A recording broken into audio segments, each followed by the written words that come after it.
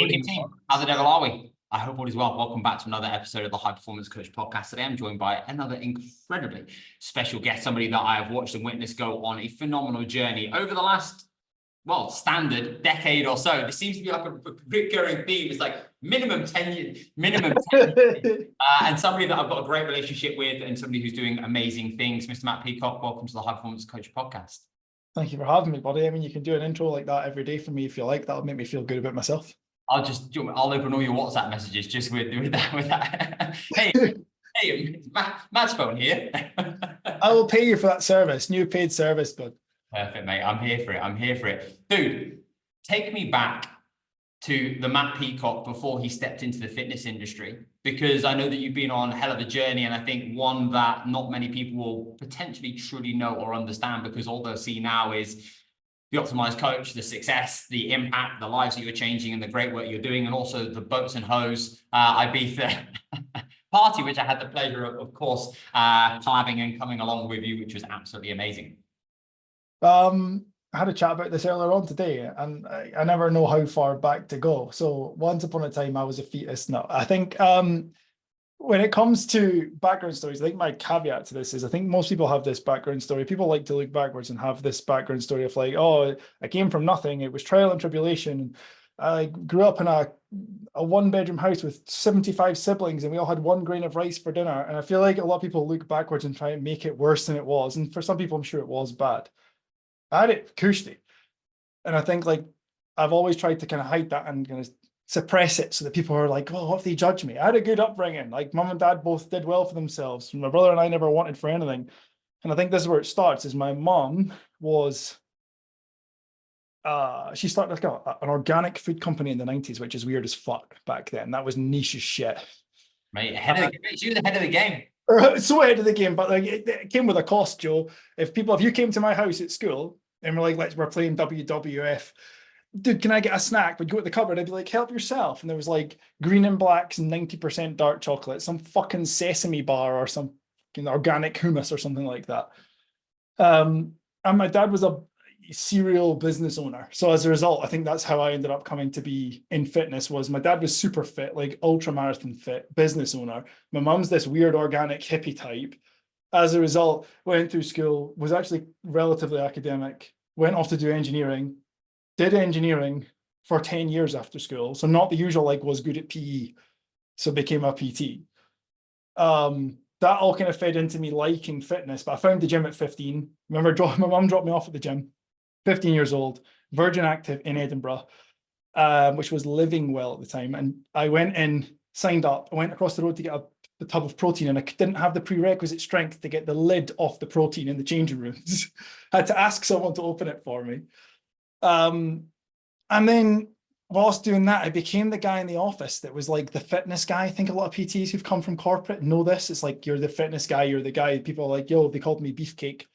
Beefcake, what are you doing? I would go off and train at lunch. What are you eating? Why are you having that? And I just ended up helping people. And I think with that help came like, wait a minute, this career I've got is good in the eyes of parents and grandparents and like partners' parents at the time, where I was like, oh, he's got a good job.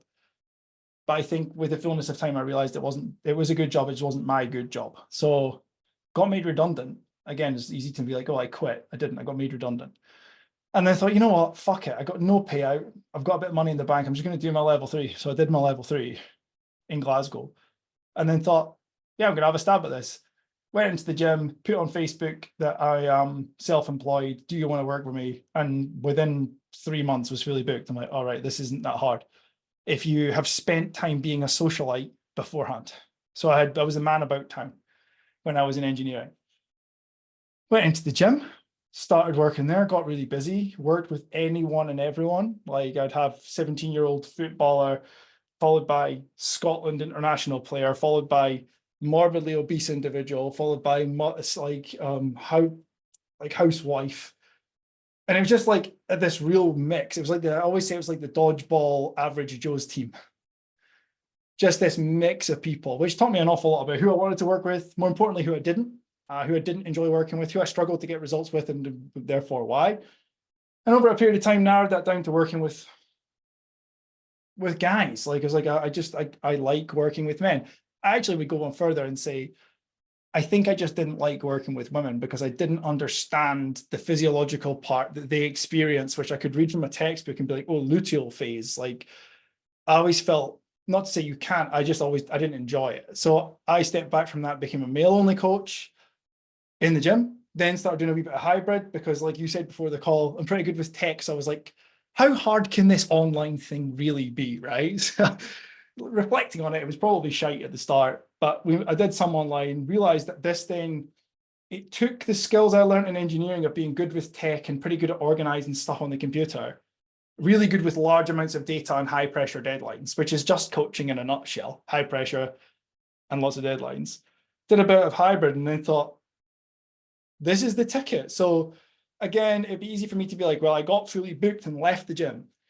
I asked the gym, once I'd filtered down to doing 7 sessions a week, can I pay a reduced rent? Because they did a reduced rent for new PTs. And I had opened the gym, I'd paid rent for years. I'd opened the gym, I'd cashed up, I'd closed the gym, I'd turned up at 3 a.m. when the alarm had gone off because I lived closest to the gym. I'd helped them out and they said no. And I was like, what the fuck, man? So I got a bit of paper out of the printer and I wrote my notice by hand. It's like, I won't be back next week. See you later. Fuck, what do I do now? That was me going online. So I went online.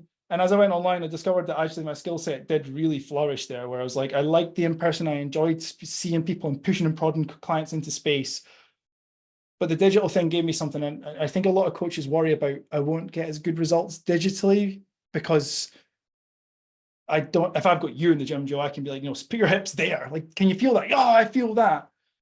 They worry that they won't have that interaction. But certainly for me, what I found was the people that came to me online came with a prerequisite amount of internal intrinsic motivation that PT clients didn't have. PT clients had, I've got an appointment with Matt at 6 p.m. on Wednesday, so I'll go to the gym and I'll do nothing else until my next session. And I'll just eat digestive biscuits solidly till the next session, it seemed.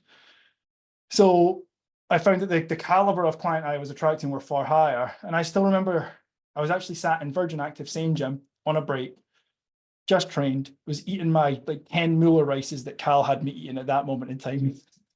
I was sitting eating them, Shane eating Mueller rice. And I got this message from a coach asking me to coach him. And I remember my heart being like, oh, like, fuck, like this is a lot of responsibility. I had a chat with him on the phone and he signed up. And I can still remember sitting there thinking, fuck, like maybe this is something new for me. And to skip a load of erroneous detail, 6 months to a year later, I properly niched down into coaching male personal trainers on the internet. But for the avoidance of anyone listening in terms of doubt, there was a 6-year period of working in the gym, moving to hybrid, moving online. And I think everyone here is, it's your content and my content, niching is important. But I think people look at that content through a straw and they're like, oh my God, who's my niche? I don't know. My niche was fucking anyone with a wallet and a heartbeat to start with. I then negotiated who I did and didn't like working with. We narrowed it. Special guest entering the fray. Hi, Leanne. Special guest, Leanne and Laura. Leanne's trying to make her flip-flops quiet on the stairs by not lifting her feet up too much. I can see it. Sound effects. You see the sound effects you used to do Microsoft PowerPoint. You just have things just whirling in. That's all it is, mate. It's just every now and again, nice little pattern interrupt. I like it, mate. It keeps me on my toes, if nothing else. So yeah, we filtered down over a period of maybe 6 or 7 years, and at that point, fully online personal trainer, but for coaches, for male coaches. And then it got even more specific, where it was really I just became the guy you came to if you wanted to get shredded and do a photo shoot, and that was my thing. And then this office became slightly homoerotic because it was this wasn't there, and on these clipboards was just Polaroids of guys in their pants covered in coconut oil. So it was a bit strange thinking back on it. It was a bit of a weird one for someone coming into the house for the first time.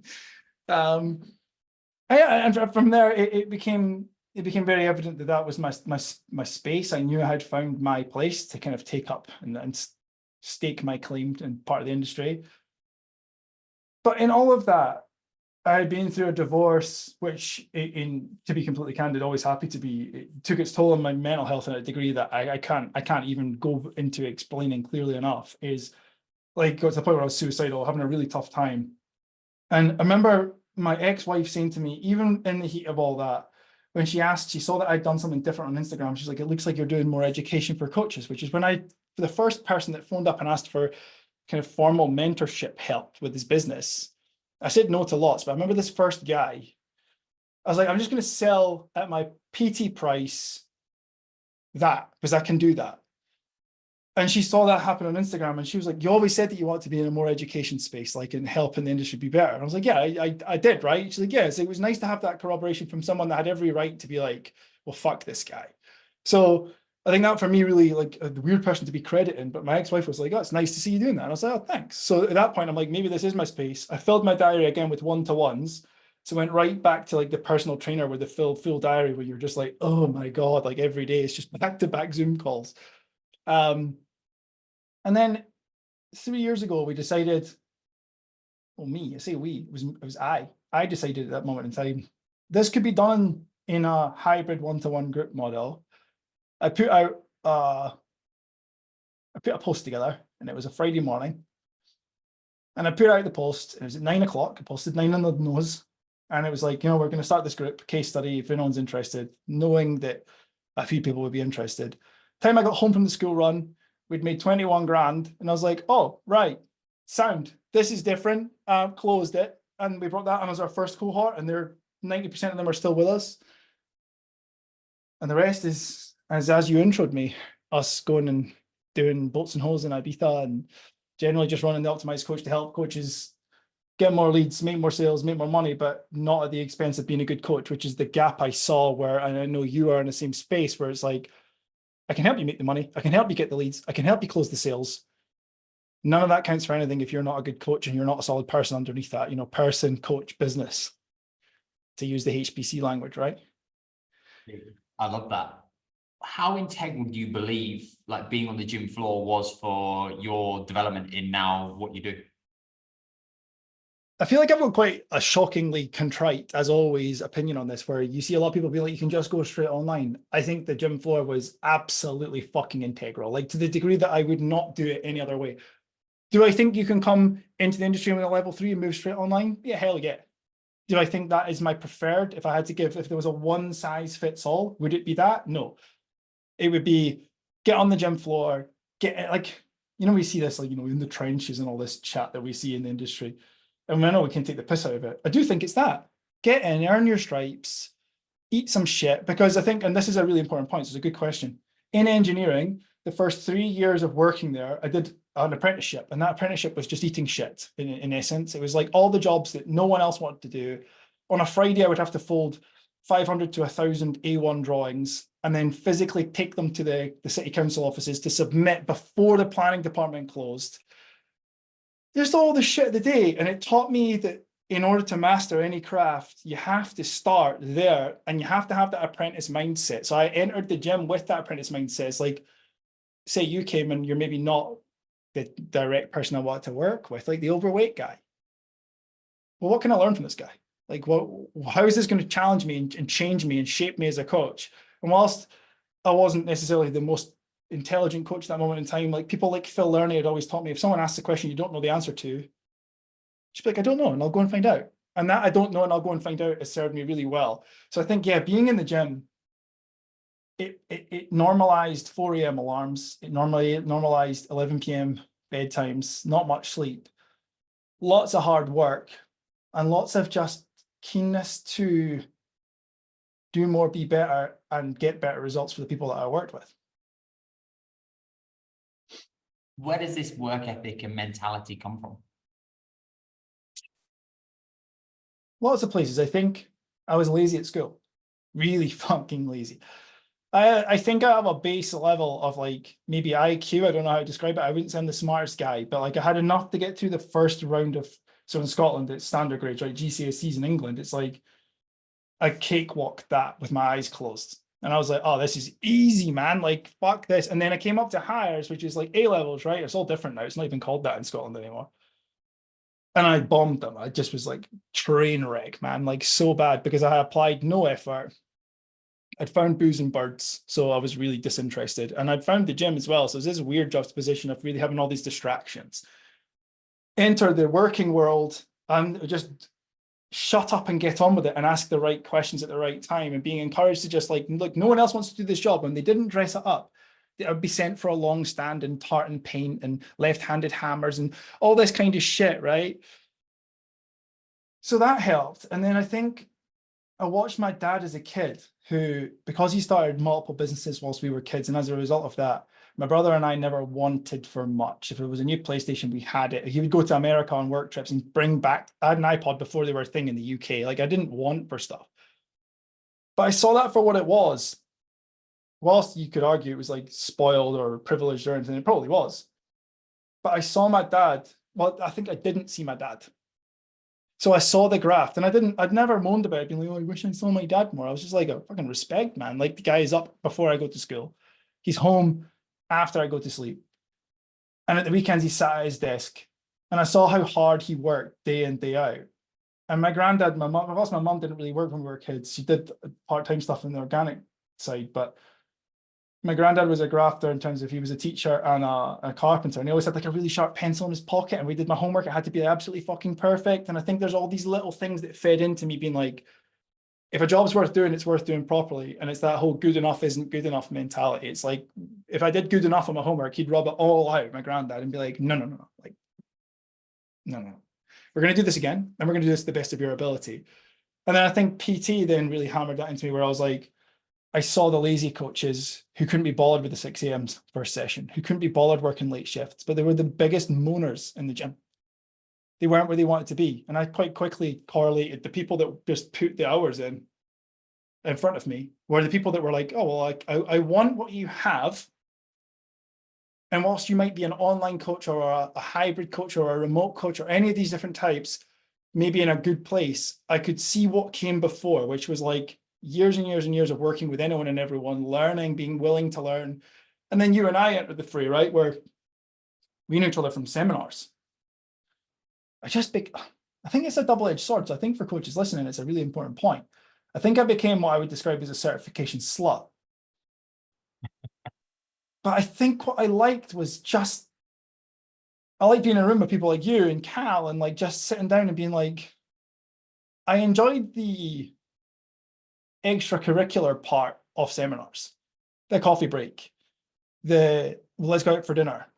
Cal and I would get hotel rooms and have an absolute riot. Like, I just think that stuff was good fun. So I think the hard work came from a lot of places, but namely that, like watching my dad work, watching the PTs I saw in front of me work.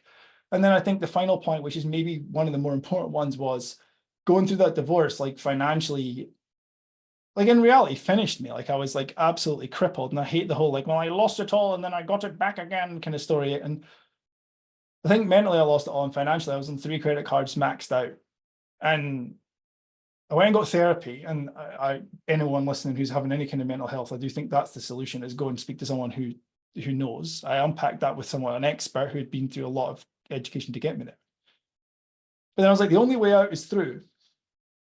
And that through involves me building myself back to the point where I have the capacity. So it's that extremity builds capacity, right? That quote, to quote the great Joe Parrish. It's an Ed Milet that I've just plagiarized. Well, who the fuck said Milet, mate? This is the Joe Parrish show. So I think it's that. I saw that for what it was. So I was like, once I got myself back to at least mentally level pegging and able to look after myself again, I was like, cool, now it's time to just fucking send it. So back to a full diary, like busy yourself back up again. And I think it's like, I say to the coaches a lot in the Optimised Coach, you get out what you put in life. And hard work isn't just additive, it's multiplicative. It's like, it's a force multiplier. So back to, right, I'm just going to fill every slot I have the capacity to fill, whilst making sure I fill my own cup, which was the mistake I made in the first effort.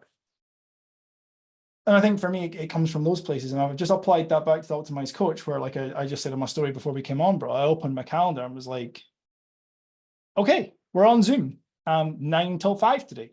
Mint, just shut the fuck up and get on with it. And I think it's that head down, arse up. And as much as I don't want to be too preachy, I just feel like I'm lucky to be in the position where I can call this a job, where I can get up, my commute is down a flight of stairs. And I enjoy the toil.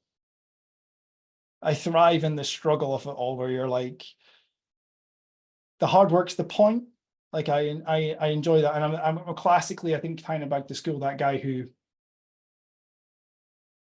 won't work when there's no pressure, but under extreme pressure does his best work. So in lieu of external pressure, I'll create internal pressure to just do more, be better, and achieve what I want to achieve. And I think to tie that back together, to make it tangible for anyone listening, is I always tied it to external things I wanted to achieve, internally driven by a desire to do well and to do my best work, and good enough isn't good enough, but externally motivated to be like, cool, well, I don't want to have a mortgage, or I'd love to be able to buy Nixon's first house, or I'd love to be able to retire Sarah. 2 of those 3 are ticked off. So it's quite nice. I think it's that. It's easy for me to go down the Optimised Coach business route, which we're going to, but I want to just touch upon the evolution of Matt, not as a leader and as a business owner, but as a dad, and how that shaped and molded so much of you, what you do, how you think, how you operate. Obviously, having that relationship you spoke about previously, obviously with your dad, and admiring obviously the work ethic, the mentality, but then also potentially the lack of time that you had the chance to spend with him due to obviously him being obviously in the States and obviously working on building the business he's created. How's that shaped obviously what it is you're trying to build and create and install in Nixon, and how you're trying to be as a father? Yeah, I'm kind of glad you've gone down this route, because obviously it's like you just tell the same story on every podcast, right? And whilst that's fine because it's a new audience and a new person asking the questions, it's nice to go down a different, because I don't know the answer. I don't know, I'll go and find out. I think it's having Nixon changed my life, because I wasn't ready to have a kid, but my ex-wife was like, I don't want to be 30 and not have a kid. So I willingly agreed, but like not consciously aware of the totality of, I think a lot of fathers are in that boat, of the totality of what having a fucking child is like. Tough, man, like hard work. And then he was born, and I'm like, whoa, shit. Right. Now I'm sleeping 6 hours a night if you're lucky, but I am also not sleeping in that 6 hours because there's a baby in the fray. Once he was, and then my ex-wife and I split up when he was like 1.5. So still a baby. Tough to kind of manage that. Tough to, I now have an estranged wife or ex-wife, and I have a child that I now have 100% responsibility for half the week, which was a real challenge. So I now had this new demand on my time, which actually I think is where online really started to come about. It was more of a necessity than a conscious choice, which is what allowed me to make that snap decision with a piece of paper from the printer. But acutely aware of the fact that I watched my dad, you know that story about the 2 boys with the alcoholic father, and one grows up and he's an alcoholic, and one grows up to be teetotal, and they, you ask the first guy, like, why are you an alcoholic? He's like, well, I watched my father and I just did what he did. So watch my father, I suppose. And then they're like, oh, well, what does your brother say? So, well, what about you? Why are you teetotal? I was like, well, watch my father. And I grew up and I did what he didn't because I didn't like it. So I think it's perspective. Like, I think it's easy for me. I think the societal default is to look back on a paternal relationship like I had with my dad, to be like, well, I never saw him and I longed for a dad. And like, I'm sure there was cases when I did, but I don't really remember them. Like I wasn't, to go one step further down this rabbit hole. I think we can look at things as trauma when they're not always trauma.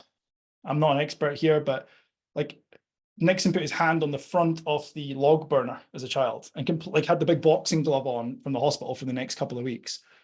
He could look at that and be like, oh my God, I've got trauma from hot things, from fire. I'm like scared of fire now. Instead, he just instinctively now knows, don't touch hot glass. Like, that's probably a good move for life. I think for me, I don't look at it, my dad, like, I have trauma and I wish my dad had been around more. I'd look at it and be like, well, I lived a fucking good life. And whilst my mom and dad weren't happy, that was their own problem. It wasn't to do with that. I think for me, I've just tried to replicate my dad instilled real basis of hard work daily, often at the expense of how you feel, as long as you don't drive yourself to the point I drove myself to in a divorce. I think I don't always feel like grafting particularly hard on a day just now. I just get up and I'm like, oh, cool. Well, what do I need to do? Maybe I'm going to go for a 20-minute run. And I saw my dad do that. So I just copied that. And I think I'm really keen to try to emulate that with Nixon, where he sees me working out or try to expose him to me working out. Expose is a bit of a weird word. I don't expose myself to my son. That is frowned upon in many societies, certainly ours. So I expose him to that. I also expose him to me working here. And I try to be, when he's here, I don't work, because that's where I think the line crossed with my dad. He was always like, oh, we'll go and play football. But he'd take a call whilst he's kicking a football about with me in the garden. And I'm like, well, you're not even trying to save it. Yeah, that kind of stuff. But for me, I try. It's not even trying properly. It's fucking annoying. So I tried to be like that with Nixon, where I'm like absolutely present. And then he'll come in here and he'll ask questions. And like, here's a good example. Right now, they're trying to raise money at school, albeit they're trying to raise, of all the shit that's going on in the world just now, Nixon's class are raising money so they can go to the cinema. Questionable ethics from the primary school there, but moving aside global political issues and thinking about P5M and their chance to go and see Garfield the movie at the cinema this year. He's like, I said, what are you going to do? They said they're going to sell things. And I said, well, what are you going to sell? I said, I don't know, we'll make stuff. I'm going to paint some stuff. I'll plant some little plants and we'll sell them. I was like, cool. So I asked him, and it's funny because he's absorbed a lot, and I'm really proud of him for it. So he said to me, he's like, I said, when you're trying to sell a plant to one of the parents, like to your mum, what would you ask her? Like, would you like to buy this plant? I was like, would you ask her that? What would dad say? He's like, would you be completely against buying this plant? I'm like, there we go, right? Like, you already are getting people to say yes by saying no, because he knows that people want to say no. So I'm like, give her permission to say no, which means yes in this. He's like, oh my God, this is so good. And he gets really excited about being able to go and do that. And then I'll ask him, he'll ask for the battle pass on Fortnite. How much is that? I said, oh, I don't know, 10 quid. I have no idea. Well, do you have £10? Like, no. Like, cool. What are you going to do? He's like, send the invoices. I'm like, okay, we're getting there. What are you going to do? He's like, I could do a job for the neighbors. It's like, well, what job would you do? He's like, I could wash their dishes. I'm like, well, let's explore that. What does that look like? He's like, well, what I would do is I would tell them it's this much, like £5. And I'd tell them I was going to wash the dishes, and then I wouldn't wash them, but then I'd get the £5. Like, I don't know if we're going to build a repeat custom business based on that kind of attitude next. But I think the point is, he understands the transactional nature of the world. Because he's been exposed to me sitting here working, he hears me on calls. He'll be on calls in the car with Sarah. If she's on the call, he listens in. So yeah, I think like it's changed me in a way that I'm aware of. I'm a role model, I like to think, to the clients that we have. But also trying to be that good role model where it's like, when you're at work, you're at work, and when you're not, you're not. But they shouldn't necessarily cross over to the degree of dilution of either. They can cross, but I don't think I want to be on the phone when I'm with Nixon. Like, I always try and have it away. And then when I fuck up, he'll be like, Dad, no phones. Good. So yeah, I think with Nixon, it's been a big eye opener for me in terms of what do I want him to see? What do I want him to value? Hard work, giving before asking. And I think just being like, I'm desperate for him to be just truly into something the way that I found in the gym. The way I think I saw you, when you find the gym, you're just like, this is my fucking jam. Like, I'm just going to get massive. So yeah, I think that can be encapsulated nicely in saying we read Jocko's kids' books together. And it was like the only time I've ever seen him into books, like, oh my God, this is the fucking jam. Like, Uncle Jake is such a cool guy. It's Jocko's name in the books. And then when I told him I was going to meet Jocko, it blew his fucking tiny mind. So I think it's been that. It's been just trying to instill hard work, but explain that hard work is cyclic in nature. It can't be done indefinitely. So he sees us take holidays, and when we're on holiday, I don't work. I see so many coaches go on holiday. You've seen the memes where they're in the sea with their laptops working away. I've tried to show him that you can have these nice holidays. Like, we took him business class, you saw that, to America. But he was like in seventh heaven, mate. That was the best thing ever. I like to be able to give him those opportunities and those experiences, but I like him to see where that comes from, not hide it from him. I love that. And right now, what are the edges that you find yourself bumping up against? Because, mate, there's obviously this huge internal drive and pull, and there's obviously these external targets and metrics that we want to be able to accomplish and achieve. And as you've mentioned, obviously a couple of things have now already been boxed off, which is absolutely incredible. And you're always stretching, expanding, growing, and just trying to put your very best foot forward. And whenever you do that, extremity expands capacity, as you build and grow capacity, obviously things get harder, more difficult, and you're being pulled from pillar to post. So is there anything you found recently that you've been bumping up against, and you've been finding a challenge in this pursuit of self-mastery, I suppose? Yeah, I think it's about finding the extremity of how much you're willing. Like, I think it's that question of like, what are you willing to give up and what are you not willing to give up that needs answered by every self-employed individual. I suppose maybe employed as well, but my domain would be self-employed people. So if you're self-employed in any capacity, specifically fitness coaches in you and I's market, what are you willing to sacrifice and what are you not willing to sacrifice? And I've found that as you grow and as you continue to expand and as things get bigger and better, they also get uglier and worse and other, like there's two sides to every coin. So like case in point, I'm missing sports day next Thursday, which is fucking breaking me. But like it's the way the cookies crumbled this time. And it's like I don't miss anything else. Like I was at some fucking science fair last week, snuck some Haribo into the classroom, giving them out to the guys. Don't worry, guys. Matt's got it. They were coming up to me because they play Fortnite with me and they're like, "You're Nixon's dad, right? I like your tattoos. Have you got sweets in your pocket?" Like, I do. There you go. So there's something, we've been told about that guy. I think as children, we were told not to take sweets from strangers. But I mean, I suppose I'm an internet stranger. I don't know if that makes me weirder or not. But yeah, I think we're definitely finding those pinch points now as we've expanded and grown over the last few years. There's more client events. There's a lot more involvement in terms of trying to organize, as you know, events for that number of people. Trying to manage that number of people on the internet requires much more of my time. We now have a team of staff, which, as you know, again, requires a lot more of my time, despite you maybe stepping back from some positions in the business and allowing other people into them. You're now a people manager, managing those people. So you don't get that time back. You just get some of it back. So what we've found is just that challenge of trying to be there with Nixon, manage that, be there, but also continuing to grow. And I think I play with this idea in my head of when is enough enough? Like, at what point do you have the money you need to live the life that you want and you need? And at what point does it become greed? I don't really know the answer to that question yet. I don't know if you ever know the answer. I think one book actually I read, have you read this? Is it the 5 regrets or the 7 regrets of the dying? I haven't, no, but I've heard. If you fancy a cry, that's the bit. I used to sit in the morning and just fucking bawl my eyes out, man. It's tough. I think maybe you just only find out when it's too late. So trying to manage that awareness. But I think for me, not to get too fucking deep on this, but at the point where I decided that, like, realistically, I didn't want to be on the planet anymore. I remember explaining it to you. We shared a bedroom that night. We'll leave the rest to your imagination, ladies and gentlemen. I remember explaining that to you, and I was going to say between you and I, but this isn't a private conversation. So between anyone listening and I actually wrote Nixon a letter at the point where I was like, I don't want to be here anymore. And I was absolutely convinced that was that. I wrote my letter, and I think sometimes I like reflecting on that, like that I got to that point and it reminds me of like, when is enough enough? And like, what did that guy want? Because that guy's wants were all I actually needed to be happy. And this is the constant dilemma Sarah and I have. Is like, we actually have what we need to be happy. Sarah's mum is terminally unwell, and whenever she gets like a diagnosis for something again, or like an update, and the prognosis gets progressively worse, as it will do with a terminal diagnosis, we're like, oh, it's this long a wait, and the NHS is like, we'll just fucking book it with them and just pay for it.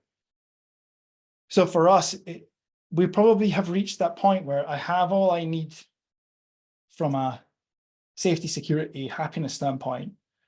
So I think you now need to move the goalposts and adjust your sights on, well, what's important now? And I think Nixon's at such a crucial point in his life. He's 9, he'll be 10 in a couple of weeks. I think he'll hold on to whether I'm present or not more now than he ever has. This is the point that he'll remember, because I don't know if you remember much before 9. I remember bits, but not lots. But from 10 to 20, crystal clear. And I think like as a dad / business owner in that order, I think it's important to remember that they are that order. And I try my best to manage my time. I think all I would add is that I'm in a privileged position, and it's a strange way to word being in an estranged relationship where you don't see your son every day. But because I only have him half the time, I actually have the benefit of not having him. So again, I think all the points I'm making are aggressively the same. It's all that every scenario you have as a business owner are viewable in two sides of the same coin. You can look at it and be like, I only see my son half the week. Or you can look at it, it's like, well, I have to make the most of that time, and I have the privileged of having time dedicated to only work where I don't need to worry about fucking packed lunches. What, You know? what does Nick have in his packed lunch box? Nixon has what's known as the school bagel, which is bagel, Philadelphia, sliced cheese, Philadelphia, bacon, Philadelphia, sliced cheese, Philadelphia, bagel. That's a fucking elite choice. He's partial to one of the UFit protein shakes. He likes one of those. He likes a cheese string. Shout out to one of them. And he likes something a little bit naughty, and I always sneak something in. So we'll always pepper something in there. Like I put a cookie in the other day. He was beside himself, delighted when he got in from school. Dad. And we pretend that Sarah doesn't know. She's like, Dad, thanks so much for the cookie. It's like, don't tell Sarah. So yeah, that's what he has in his lunchbox. Mate, absolutely elite. Dude, I appreciate those shares. And I think I still remember obviously the Malmaison experience where you shared obviously what you've been through, what you'd experienced. And even in that, at that moment in time, you weren't kind of fully out the other side. You were just kind of taking those first kind of like real next steps. And that really wasn't long ago. And then just to see the trajectory and the change and the transformation that you then went through in terms of what you're able to do in terms of the business was absolutely huge. And mate, that's a credit to you. And there's one thing that I admire about you is, most importantly, the relationship that you have with Nixon and how you turn up as a dad, I think is truly inspiring. And I love the relationship that I see, and even being able to see snippets of that just through social media. And then obviously how he's kind of like growing and evolving. Like, it's been absolutely incredible just to watch him like just develop and be so loved and have so much fun and have these experiences and these opportunities with obviously both you and Sarah, and of course Woody, which is absolutely incredible. And I think secondly, in terms of how you've now been able to kind of shape and grow and build and evolve and create something that now is an extension of you that you feel so connected and aligned to. And yes, you've always got the financial and the economic targets and goals, and being able to provide and support and create future freedom and opportunity for a family. But then it's also like, well, okay, like, what am I now really doing this for? What is the impact that I now really want to be able to have? Like, how do I now want people to feel? What experiences do I want to be able to create? And how can we create these memories and these moments that I now know in 1, 3, 5, 10, 20 years time, people will look back and go, do you know what? Matt left me in a better place. Above and beyond all else, it actually wasn't about the numbers in my bank account. Like, superficially and on the surface, obviously that's, you know, the target, because that creates safety and security. But actually beneath all that stuff, it's everything else that really at its core that matters. And I think you exemplify absolutely everything that I think that stands for and represents. Thank you, mate. I feel like it's one thing that I can attest some of that to is another good book is The Founder and the Force Multiplier. I think Sarah became the force multiplier that I didn't know I needed. And I think a lot of self-employed coaches, they find that when they need it most. And it doesn't have to be your partner. It can be another coach. It can be you and I as friends. You could be the force multiplier that just is that dynamo that keeps me going. When I found Sarah, or we found each other, it was, I probably wasn't ready for a relationship, if I'm honest. And quite quickly she became that force multiplier, and she's really helped that transition from like, well, we've got what we need for like security and future security and happiness and all the rest of it, which actually means now we've like almost purposely reduced our profit margins in an attempt to put more, like Ibiza's a great example. How much did that cost versus how much did it make? Well, it made nothing. Like, if you want to look at it through a straw of in versus out for one event, it cost an eye-watering sum of money. Ibiza alone cost more than 3 times what I made in my first full year of being a PT, which is a frightening sum of money to commit. But like you say, for me, it's like, how can we create those environments and those scenarios that people, even when they've left and long since left the Optimised Coach and maybe the industry, I don't know, they look back on and be like, yeah, that was a really pivotal moment. And it was just like, it's like a core memory. So yeah, we put a lot of time into that. And I had a good chat at lunch about growing the group versus deepening the relationships. I don't think they have to be at odds, but I think they are inherently to a degree at odds, where if you have 800 people in a mentorship or business capacity group, or any group, I think we can all agree that there's only so much depth. You can have the breadth or the depth, and you have to decide which one's for you. Neither are right and neither are wrong, but we've decided that the depth is far more important. So yeah, okay, could the group be a lot bigger? Yeah. The business could be a lot bigger than it is, but I wouldn't know everyone by name. I wouldn't know their partners, their dogs, their kids by name. I wouldn't know what's going on with them. And therefore, I think I would be a worse coach. I don't have evidence to that hypothesis, but like that is my hypothesis, and that's how we've chosen to run and grow the business. And I think it's how we will continue for many more years, is less people in, cap the capacity, accept that that is the case. And I think once you get to peace with that, I can get to grips with like, cool, well, who needs what and how can I help? And those answers are much faster when you know someone at a much deeper level. I just literally had a podcast with Cal prior to this, and that basically was communicating obviously just the quality of results that he's now been able to ascertain over the last kind of decade. And we just communicated how I believe one of the biggest things that he's now been able to truly transform and change is the bodybuilding industry through the depths of relationships that he's now been able to build and create through his communication, his empathy. And that has been the force multiplier, in your language, that has allowed him to get the results that he's now been able to accomplish and achieve. The depth of your relationships will determine the depth of the result. And I think there's always bigger, there's always bigger, there's always more, but how about better? And if you can focus on like better business, better relationships, better connections, better conversations, everything else as a byproduct, I think gets better and will grow the right way and in alignment with where you are and what it is that you now want and how you feel. Because there's two ways of doing it. You can run to the top of the hill with your head down and basically get there and go, cool, all right, now what, where's next? Or you can actually allow yourself to go up there with other people and enjoy the view, have Nixon's lunchbox as a little snack halfway up, and allow yourself to enjoy the experience of what you're creating, because this is it, and I think when it comes back down to it, like the economics and everything else is, of course, a key component, but fundamentally it's actually the relationships, the conversations, the connections, the experiences, the moments, and can I now leave this person in a slightly better place and can I give more than I can take? And I think when you lead and you look at it through that perspective, the people who are aligned to those values will be like a magnet towards you, and the ones that just want to kind of grow at all costs won't. And that's cool, and there's no right or wrong, as you say. It's like you've got to do what you believe is best and right for you. So mate, I hear you 100%. I think it's your vibe attracts your tribe, right? You're absolutely right. It's like, as cliched as all these little buzzwords are, I think a lot of them are true, and that's why they're fucking cliches.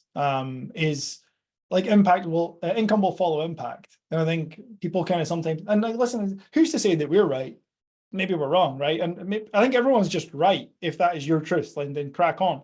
Some people will chase income at the expense of, or at least ignorant of, impact. Whereas I know you, and certainly me, I would go after impact with the people that I've got. I'd rather get really fucking world-class results for 10 people than have 100 people get wishy-washy results and make more money, because ultimately the irony is the long game says the opposite is true. It's like if you're playing the long game, which most of you should be, it's like, cool, then we're going to go after impact in the short term, medium and long term, and income will follow. And I think that's what's happened for me. It's like, it's been a long, like you say, it's been a long time, but then there's like this sharp upward inflection moment from that moment that you and I chatted to now. There's a very steep incline in if you want to look at finances or size of the business as standalone metrics. But only because of the impact tail that was at the start of that people don't like to see. It's the James Dyson thing, isn't it? It takes 10 years to become an overnight success. And then Phil Grimm and I were chatting the other day about this exact thing, and he was saying how he firmly believes success is a feeling rather than a thing. Like, it's not the Ferrari or the fucking house or any of those things, or the bank balance. Ultimately, I think it's that. It's like I think I wish coaches knew that earlier in their careers. It's like you can be successful at any point just to know it. And I think without knowing it, been quite good at that. Like I'm quite happy to admit there have been multiple times. Usually when I'm training or running, I get kind of very lucid clarity. I'm sure you're the same if you're running. There's a clarity that comes with that of thought that I can't explain and I can't replicate. But I'll often find myself like to the point of tears, reflecting on, I suppose, just being like proud of myself and like happy with my lot, knowing I have been not proud of myself and unhappy with my lot in the past. And I think when you're building a business and operating, most importantly, a business from that place, it's contagious. People want to be part of it, where they're like, oh, this seems good. This seems like a well-intended, well-founded, on similar values, as you say, like as mine. So therefore, I feel like I want to be a part of it. And if you look at our marketing, there's not a huge amount of like, oh, here's Joe made this much money. Of course, that's part of our marketing strategy, but I'd say it's the 10% rather than the 90. which is people finding their place, being happy with the community, the connection, the belonging that they find in the Optimised Coach, which I think a lot of coaches are islands and silos in their own right. Like I know you and I, reflecting back on it in the bro training days, you know, we would train together and then you just go off and sit in your office for the next 10 hours by yourself. What impact has Sarah played in this evolution? Because you said that she was obviously a force multiplier. And then second question, how have you managed the relationship between professional and personal through this journey? Me and Leanne have obviously been in the online world, but you know, well, I say we've been online kind of working for, well, me kind of 10 years, Leanne like 6 or 7 years, and we both work at home, and obviously we work independently, but obviously there's that obviously connection. And I think it's something that's becoming more prominent, and I think it's something that it doesn't necessarily get discussed as much as it is something I think that's more new based upon obviously the change of the world and how we now do things. So mate, what's been some of the things you've taken, or what's worked, what hasn't worked, or yeah, give us an insight. You'll have to go with me as my brain tries to deal with a double-decker question, but I feel like when Sarah entered my world, she was just someone like I think actually what I'm trying, I've never thought about this, but I'm going to say it out loud and see if it makes sense. I think what I'm trying to create with the Optimised Coach is what Sarah created for me, was like that, cool, I'm now part of something where there's this weird ancient Chinese proverb that's like lying in the same bed but dreaming different dreams, which is where my ex-wife and I were. We were like best mates that were fucking flatmates. We had different trajectories on life. And I actually viewed hers as wrong, right? And I was wrong to look at it that way, but my more immature self, that I dealt with all that in therapy. And now I found Sarah where our trajectories didn't necessarily directly align, but they were at least parallel, which is great. She's come in, she's really made me feel like I kind of belong to be where I am. But she's just supported me, and she never judged the hard work. She never accused me of working too late or getting up too early or working too many hours or taking calls at X, Y, or Z. But then Sarah didn't like her job. She worked at guide dogs and she was picking up dog shit in the rain all year in Scotland. And she was like getting paid fuck all for it. And she would come home in tears a lot of the time. And that's a tough job for anyone to do. So after a while, I was like, well, why don't you just stop? We'll just pay your salary and just chill. So she did that. And we didn't actually intend for her to come into the business. But then she lost her purpose and way in life because she had nothing. She's very purpose driven. She had nothing to aim for. She's just fucking existing. So I was like, well, you're the most organized person I know. You fucking love organizing events and things. Like our wedding was our absolute dream come true. So I'm like, well, let's just do that. So she took the events and the admin. She fucking loves it. So as a result of that, it took so much off my plate. But we play well together as a team, which I think is like, of course, but I don't think it is, of course, because I've experienced both. And I think that, again, it's like the apprentice mindset and the eating shit allowed me to get to the point now, having that relationship with, you could actually consider, this is a weird way of wording it, my ex-wife, my apprenticeship to being a better husband now. So like that's made me better. It's made me better for Sarah, so Sarah can be better for me.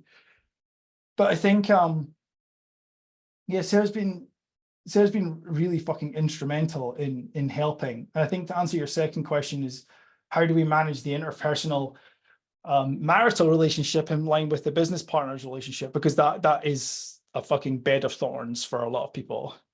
I think what we found is, Hormozy talks about it a lot. It's like, we need to remove should, where it's like someone else's expectation of you shouldn't work this much. You should spend the evening talking family and like you should be a cutoff point for work. And I think Sarah and I both, here you go. Sarah and I were lying in bed a couple of months ago and it was 11:30, lights are off and we're chatting, and that's about as romantic as it gets in our house. And we were lying chatting and we are talking about work, and I was like, fuck me, can we stop talking about work? Like, I'm done, I need to go to sleep. And then I remember saying, start a business, they said. It will be fun, they said. And I remember Sarah being like, I never understood until I started taking a more active role in the business fully what went on in your head, and now I get it. And I remember saying to her, it's like a madness. It's like consuming and a 365 days kind of manner, where it's just omnipresent pressure and drive and aspiration and all those things, this melting pot of excitement. But we don't really have like firm lines between work and play. It's like, if work needs done, work will be done. And when we both, or one of us gets to the point where a break is required, then we take a fucking break. But we work, I think Sarah's a fucking grafter, mate. She will do the hours and she will not moan about it once. She doesn't complain. She just this needs done. Our clients need this. Like she'll be up at like 8, 9 o'clock at night, sitting on her phone, dealing with all the client messages. She'll be up first thing in the morning, comes into breakfast, like, you need to get back to Joe because Joe needs this. Like, great, this is what we need. So I think we just have a very shared, strong work ethic, and that strongly shared and aligned work ethic allows us to, I think we both know what we're building and why we're doing it. And we share a vision for what that looks like. Is like, I think her mum brought that into the spotlight very clearly. When the family needed something, we're able to provide that. And it's like, cool, like we can take care of it. Sarah can stop working. She can be there for her mum. We can put her mum through private care, taken care of. And I think that really helps when we know that there's that purpose in terms of provision for the wider family. We share that desire to be that foundation for the wider family. So yeah, I think she's been an undescribable force in the growth of the business. And to cap that out, the clients fucking love her, mate. She is the yin to my yang. She's the mother figure. I am very pointed and brash and harsh, and like, I'll tell you what you need to hear. Where Sarah, sometimes she's much more empathetic, and she'll realize when they need a hug rather than help. And I think actually there's one to take away for anyone listening is when a client comes to you with a question, a problem, often asking, validate their concern, and then ask if they need a hug or a help. Because sometimes they need a hug and you give help, and it's the men are from Mars, women are from Venus thing, where men will immediately go into like, right, Joe, what you need to do is this, this, and this. Like me, I just needed you to fucking listen. Like when you hear women helping each other out with a problem, like, oh my God, that sounds so tough. Well done, you. I'm like, that isn't helpful. I don't want someone to tell me that. I want a fucking solution because I'm a bloke. And I think like, whilst it's maybe not as clean cut with genders anymore, I think there is that. I think that is true to a degree. Sarah has brought the hug element into the Optimised Coach, and it's been something that was missing, and something that has been enormously well received. What's next for Matt Peacock? Oh, Jesus. A holiday? Mate, Portugal residency? Yeah, I think yeah, we've reached the point where we could both use a break with Sarah's mum and everything that's going on. That's fine. But in terms of bigger picture stuff, I think we had this chat at lunch, so I feel like I'm quite well equipped to answer it for a change. I think we're probably 70% capacity for our current model, and I have no designs on changing the current model. So I think grow to what we see as our perceived capacity, which isn't actually that many people left to come into the group.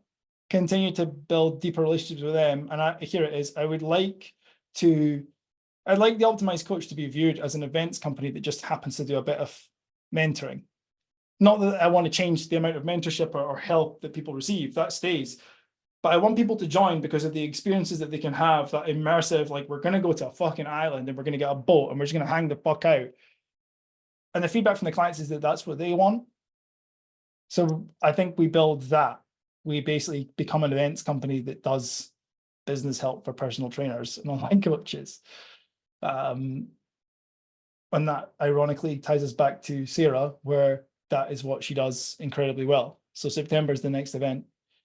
I have no information on that, so I have no fucking clue. I think, well, mate, I think it was a good. I think it was a good flag in the ground in terms of this is the start, you know. And again, like even for me to be able to just kind of be a fly on the wall per se, and just experience in terms of obviously the culture community. I say this all the time, like being able to build a culture in a community is the hardest thing you and I ever do. You think getting clients and doing all that stuff is difficult. Like the hardest thing is to be able to create a container and create a culture and create a community where people feel like they belong, they feel safe, and they can win.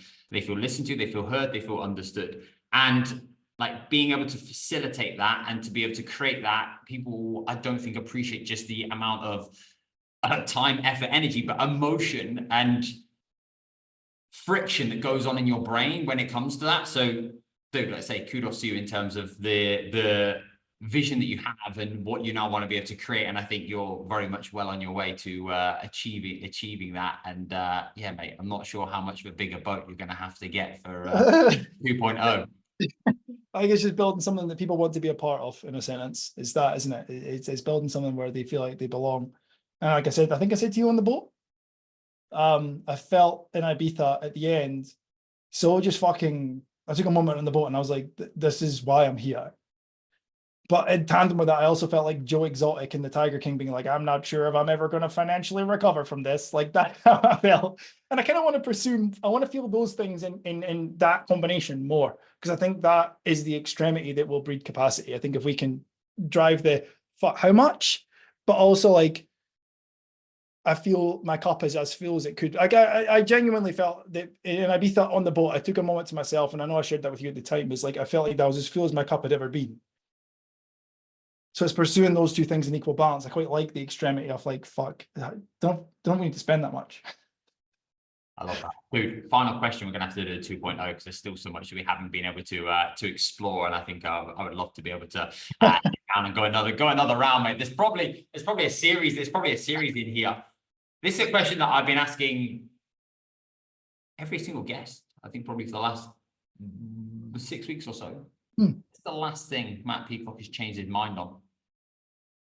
I got it. I know this one straight off the bat. This is a good one for anyone listening as well. The last thing that Matt Peacock changed his mind on was, I was of a firm belief that you should build a business for scalability. I've been taught that over and over and over by many mentor figures that I wouldn't tell you are wrong now, but that's that was their teaching, their vision of the world. But I actually think that if you want to build something that scales, you should build something that doesn't.